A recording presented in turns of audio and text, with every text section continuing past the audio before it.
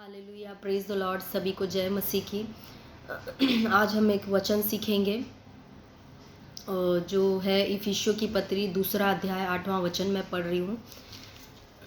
इफिसियों की पत्री 2 अध्याय 8वां वचन, क्योंकि विश्वास के द्वारा अनुग्रह ही से तुम्हारा उद्धार हुआ है, और यह तुम्हारी ओर से नहीं वरन परमेश्वर का दान है, और न कर्मों के कारण, ऐसा न हो कि कोई घमंड करे। हालेलुया। तो यहाँ पर हमने 8वें वचन में देखा कि यहाँ पे 2 टर्म्स आते हैं, एक तो अनुग्रह और उद्धार। हम आज इन दोनों के बारे में सीखेंगे। हालेलुया। अनुग्रह का मतलब होता है कि अनमेरिटेड फेवर, यानी वो दया जिसके हम लायक नहीं थे फिर भी हमको मिली। हालेलुया। और उद्धार का मतलब होता है कि पापों की क्षमा। हालेलुया। तो हम ये दोनों टर्म्स को एक उदाहरण के द्वारा सीखेंगे। एक उदाहरण देती हूँ, जैसे कि फॉर एग्जांपल कि आपका जन्मदिन है, आपका बर्थडे है, और मैं आपको एक गिफ्ट देती हूँ। वो गिफ्ट में मैं आपको एक घर की चीज़, कोई मशीन देती हूँ। समझो ओवन मैंने खरीद के आपको दे दिया वो गिफ्ट में। अब वो ओवन आपने लिया घर में, वो आपको तो वो गिफ्ट में मिल गया। हालेलुया। लेकिन उस ओवन के लिए किसी ने दाम चुकाया, मैंने उसके लिए दाम चुकाया। हालेलुया। हालेलुया। उसी रीति से जो उद्धार है, पापों की क्षमा है, वो आपको मुफ्त में मिली है, लेकिन उसके लिए परमेश्वर ने दाम चुकाया है। परमेश्वर ने अपने इकलौते बेटे यीशु मसीह को कुर्बान किया और दाम चुकाया है। हालेलुया। तो ये तो बात हो गई उद्धार की, कि उद्धार मतलब पापों की क्षमा, उसके लिए आपने कोई दाम नहीं चुकाया, आपने कुछ नहीं किया। यहाँ पे वचन में साफ साफ लिखा है कि ये परमेश्वर का दान है, यानी ये परमेश्वर का गिफ्ट है। तो जैसे मैंने आपको ओवन गिफ्ट में दिया, उसी तरह से समझो ये परमेश्वर ने आपको ये उद्धार जो है ये गिफ्ट में दिया है। उसके लिए आपने कुछ भी काम नहीं किया। हालेलुया। हम दुनिया में देखते हैं कि दुनिया में जो लोग हैं वो बहुत तरह से उद्धार पाने के लिए काम कर रहे हैं। मतलब वो हमने कई बार सुना है कि कुछ लोग मंदिर में नदी में नहाते हैं तो बोलते कि मेरा उद्धार हो जाएगा, पापों की क्षमा मुझे मिल जाएगी। कुछ लोग सीढ़ियाँ चढ़ते, पहाड़ चढ़ते हैं। कुछ लोग 100 नारियल फोड़ते हैं और सोचते कि हमारा उद्धार हो जाएगा, हमें पापों की क्षमा मिल जाएगी। हालेलुया। लेकिन यहाँ पे हमने देखा कि हमारे पापों की क्षमा अपने आप हमें हमारे कामों के द्वारा नहीं मिल सकती थी। ये परमेश्वर को करना था। हालेलुया। इसके लिए परमेश्वर को दाम चुकाना था। हमको ये मुफ्त में मिल गई, लेकिन परमेश्वर ने इसके लिए दाम चुकाया। हालेलुया। और हम ये उद्धार जो है, ये पापों की क्षमा है, इसको पाने के लायक भी नहीं थे। ये जो गिफ्ट है इसके लायक भी नहीं थे, क्योंकि जब आप रोमियो की पत्री पढ़ोगे तो वहाँ पे लिखा है कि सबके सब भटक गए हैं, कोई भी धर्मी नहीं है, कोई भी परमेश्वर का खोजी नहीं है, सबके सब भेड़ों की नाई भटक गए हैं। उन्होंने अपना अपना मार्ग ले लिया। तो हमने अपना अपना मार्ग ले लिया था। हम अपने अपने राहों में थे। हमने परमेश्वर को खोजने की कभी कोशिश नहीं की थी। हम अपने पापों में मस्त थे। हालेलुया। मगन थे। लेकिन परमेश्वर ने क्या किया, हम लायक नहीं थे कि हमको ये दान मिले, हम लायक नहीं थे कि हमारे पापों की क्षमा हमको मिले, फिर भी परमेश्वर ने हमको देखकर हम पे दया की।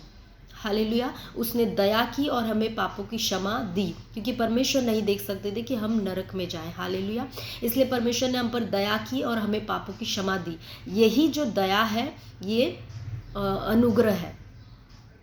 अनुग्रह का मतलब होता है कि हम किसी चीज़ के लायक नहीं हैं, हम बहुत गलत काम कर रहे हैं, हम उस चीज़ के हकदार नहीं, लायक नहीं है, फिर भी वो हमको दिया जा रहा है मुफ्त में।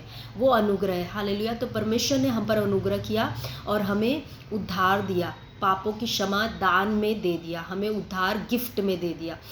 अगर आपको कोई चीज़ गिफ्ट मिला है, इसका मतलब ये नहीं है कि उसका दाम नहीं भरा गया। ये हमें ध्यान में रखना है। भले ही वो हमको गिफ्ट में मिला है उद्धार, लेकिन उसके लिए बड़ी कीमत चुकाई गई है, वो यीशु मसीह का लहू है। हालेलुया। अब ये बात हो गई कि हमारे उद्धार की और अनुग्रह की, कि कैसे अनुग्रह के द्वारा, परमेश्वर की दया के द्वारा हमें पापों की क्षमा, यानी हमें उद्धार मिल चुका है। हमने अपने उद्धार के लिए कोई काम नहीं किया। ठीक है, हमने अपने उद्धार के लिए कुछ नहीं किया, ये परमेश्वर ने दया करके हमको उद्धार दे दिया है। हालेलुया। अब जैसे कि मैंने बताया कि मैंने आपको ओवन तो गिफ्ट में दे दिया, ठीक है, लेकिन अब गिफ्ट में ओवन आपने ले लिया और अगर आप उस ओवन को समझो लेकर उसको आप एक कोने में रख देते हो पूरी ज़िंदगी भर, तो क्या वो ओवन का जो फ़ायदा है, जो ओवन से आपको बहुत फ़ायदा मिल सकता था, क्या आपको मिलेगा? नहीं मिलेगा। तो अगर आपने वो ओवन को गिफ्ट में लिया है, अब वो ओवन को आपको क्या करना है, आपको समझना है कि ये ओवन को मैं कैसे इस्तेमाल करूँगी, कैसे इसको इस्तेमाल करते हैं, कैसे इसका टेम्परेचर इंक्रीज़ करते डिक्रीज़ करते, कैसे इसको बंद करते, कैसे इसको चालू करते हैं, कैसे इसमें खाना बनाते हैं, कैसे इसमें अलग अलग तरह की रेसिपीज़, जब बुकलेट रहता है उसमें लिखा रहता है अलग अलग रेसिपीज़ कैसे इसमें बना सकते हैं, ये सब सीखने का काम किसका है? आपका है। आपको ओवन तो दान में गिफ्ट में मिला, लेकिन ये सारा काम जो करने का काम है वो आपका काम है। आपको ये चीज़ें सीखना पड़ेगा उस ओवन को चलाने के लिए, और इसलिए उसके साथ में एक बुकलेट दिया जाता है, वो बुकलेट को आपको पढ़ना पड़ेगा। हालेलुया। उसी रीति से उद्धार, पापों की क्षमा जो है वो परमेश्वर ने हमको मुफ्त में दे दिया है, गिफ्ट के तौर पे हमको दे दिया है। हालेलुया। लेकिन अब वो उद्धार पाने के बाद हमको उद्धार को रखना नहीं है। हालेलुया। उस उद्धार को हमको क्या करना है? वो उद्धार को समझना है, जानना है कि ये उद्धार में असल में क्या है। उद्धार का मतलब है पापों की क्षमा, मतलब मरने के बाद हम स्वर्ग जा रहे हैं। लेकिन उद्धार में बहुत सारी चीज़ें आती हैं, क्योंकि जैसे कि वचन कहता है रोमियो की पत्री में कि जो पाप की मजदूरी है वो मृत्यु है। तो अगर उद्धार का मतलब पापों की क्षमा है, अगर हमारे पापों की क्षमा हो गई है, इसका मतलब क्या है कि हम मृत्यु से बच गए हैं। हालेलुया।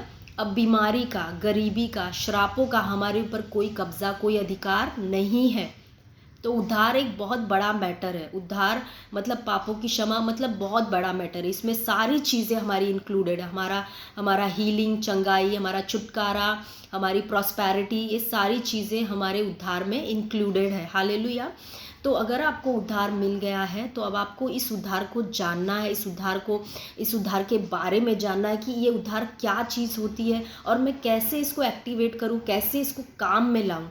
इसीलिए पौलुस जो है वो फिलिपियों की पत्री 2 अध्याय 12वें वचन में पौलुस कहते हैं, इसलिए हे मेरे प्रियो, जिस प्रकार तुम सदा से आज्ञा मानते आए हो, वैसे ही अब भी न केवल मेरे साथ रहते हुए, पर विशेष करके अब मेरे दूर रहने पर भी डरते और कांपते हुए अपने अपने उद्धार का कार्य पूरा करते जाओ।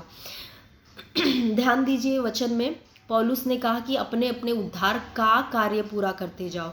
पौलुस ने ये नहीं कहा कि अपने अपने उद्धार के लिए कार्य पूरा करते जाओ, क्योंकि हमको उद्धार के लिए काम करना नहीं है, क्योंकि उद्धार तो ऑलरेडी हमको मुफ्त में मिल गया है। हमको उद्धार का कार्य पूरा करना है, यानी उद्धार मिला हुआ है हमको। अब उद्धार क्या चीज़ है, उसको हम काम में कैसे लाएं, उसमें क्या क्या चीज़ें इंक्लूडेड है, ये हमको सीखना है। हालेलुया। जैसे कि मैंने कहा कि उद्धार एक बहुत बड़ी चीज़ है। ये सिर्फ हमारे लिए नहीं है।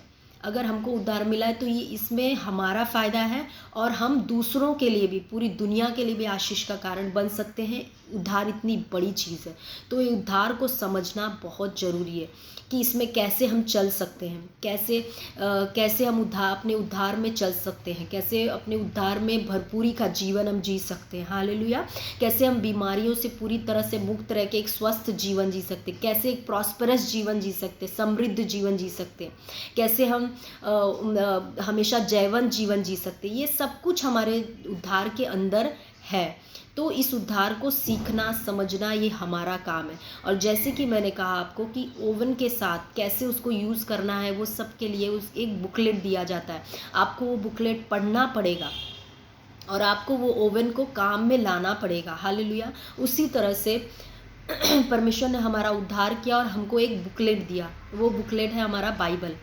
तो इसी बाइबल में हमारा सब कुछ लिखा हुआ है कि कैसे हम इस उद्धार का काम कर सकते हैं, कैसे इस उद्धार को हम दूसरों की नज़र में दिखा सकते हैं। हालेलुया।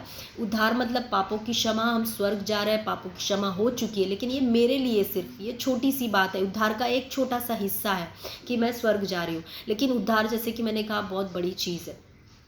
तो जैसे जैसे हम इस उद्धार को जानेंगे, सीखेंगे, हम उस स्वस्थ जीवन जी सकते हैं, हम एक प्रॉस्परस जीवन जी सकते हैं, हम दूसरों के लिए आशीष का कारण बन सकते हैं। तो ये उद्धार में सब कुछ इंक्लूडेड है। हम डिप्रेशन से, चिंता से, परेशानी से, सारी चीज़ों से मुक्त हो सकते हैं। ये सब कुछ उद्धार में है। तो यही इस वचन का अर्थ है कि हमको अपने उद्धार का काम पूरा करना है। उद्धार के लिए नहीं, उद्धार के लिए तो सब कुछ कर दिया गया है, मुफ्त में हमको दे दिया गया है, मगर हमको उद्धार का काम पूरा करना है, उस उद्धार को जानना है और उस उद्धार को काम में लाना है और दूसरों के लिए भी आशीष का कारण बनना है और अपने लिए भी। तो मैं आशा करती हूँ कि इस उदाहरण के द्वारा मैंने अच्छे से मैं इसको एक्सप्लेन कर पाई, क्योंकि मुझे इससे ज़्यादा जैसे मैंने सीखा इजी वे में, उसी तरह से जैसे मुझे पवित्र आत्मा ने सिखाया, मैंने आपको सिखाने की कोशिश किया। क्योंकि बड़े बड़े शब्द मैं यूज़ नहीं करना चाहती, क्योंकि मुझे भी बड़े बड़े शब्द समझ में नहीं आते हैं। तो मैं सिंपल शब्दों में जैसे मुझे सिखाया है पवित्र आत्मा ने, मैंने आपको सिखाने का कोशिश किया।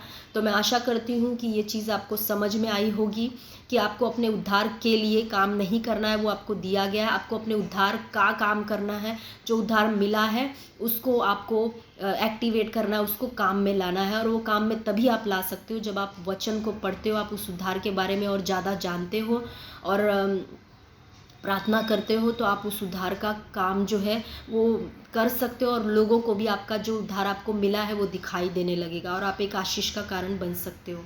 तो आइए हम प्रार्थना करें। Thank you Lord, Holi spirit, धन्यवाद करते पवित्र आत्मा, धन्यवाद करते इस वचन के द्वारा आपने हम सभी से बातें किया पवित्र आत्मा। और जैसे ये वचन तो बहुत गहरा है पवित्र आत्मा, मैंने तो थोड़ा सा बताने की कोशिश की है पवित्र आत्मा। मैं आपसे प्रार्थना करती हूँ जिन लोगों ने इस वचन को सुना है पवित्र आत्मा, उनके हृदय की गहराई में जाए, वो इस वचन को और सीखे और मनन करे और जाने कि ये उद्धार बहुत ही कीमती है, बहुत बड़ा है, ये सस्ता नहीं है। हमें तो मुफ्त में दे दिया गया, लेकिन ये बहुत कीमती उद्धार है। पवित्र आत्मा हर एक के हृदय में आप बातें करिए पवित्र आत्मा, कि वो हम सभी इस उद्धार, अपने उद्धार का काम पूरा करें पवित्र आत्मा, और इस धरती पर एक आशीषित जीवन जिए और दूसरों के लिए भी आशीष का कारण बने पवित्र आत्मा, और अपने उद्धार का पूरा काम करके हम इस दुनिया को छोड़कर आपके पास आए पिता। धन्यवाद करते अब्बा पिता, हर एक के दिलों में आपने काम किया परमेश्वर। सभी को यीशु मसीह के नाम से हम आशीष करते खुदावंद परमेश्वर। Thank you Jesus Lord, hallelujah. धन्यवाद करते यीशु मसीह के नाम से इस प्रार्थना को मांगते हैं, आमीन आमीन।